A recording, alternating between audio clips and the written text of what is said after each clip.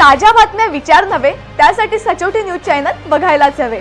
ज्ञान मनोरंजन संस्कार देणारे चॅनल सचोटीला सबस्क्राइब करा, बेल आयकॉनचे बटन दाबा, सोबत शेअर करायला विसरू नका।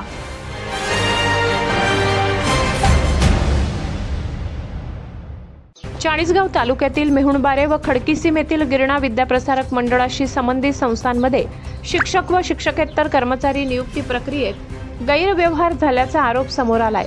या संदर्भात संस्थेचे अध्यक्ष सर्जेराव शिवराम साळुंके यांनी नाशिक येथील आर्थिक गुन्हे शाखेचे वरिष्ठ पोलीस निरीक्षक यांच्याकडे लेखी तक्रार दाखल केली असल्याची माहिती समोर आली आहे। तक्रारीनुसार संस्थेतील काही पदाधिकारी व संबंधित व्यक्तींनी अध्यक्षांच्या माहितीशिवाय व परवानगीशिवाय त्यांच्या स्वाक्षरीचा गैरवापर करून शिक्षक व शिक्षकेतर कर्मचाऱ्यांच्या नियुक्त्या केल्याचा आरोप करण्यात आलाय।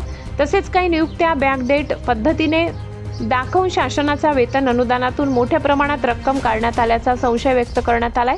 या प्रकरणात बाळासाहेब भास्करराव देशमुख शालेय शिक्षण सभापती, नलिनी बाळासाहेब देशमुख सचिव आणि पंजाबराव जिजाबराव देशमुख लिपिक यांच्या संगनमताने प्रक्रिया झाल्याची चर्चा स्थानिक पातळीवर सुरू असल्याचे सांगितले जात आहे।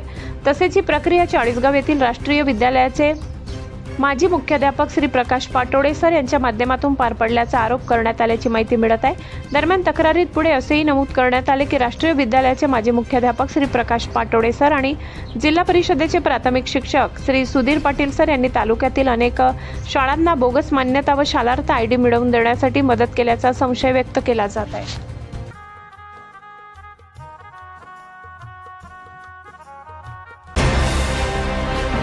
ताज्या बातम्या विचार नव्हे त्यासाठी सचोटी न्यूज चॅनल बघायलाच हवे। ज्ञान मनोरंजन संस्कार देणारे चॅनल सचोटीला सबस्क्राइब करा, बेल आयकॉनचे बटन दाबा, सोबत शेअर करायला विसरू नका।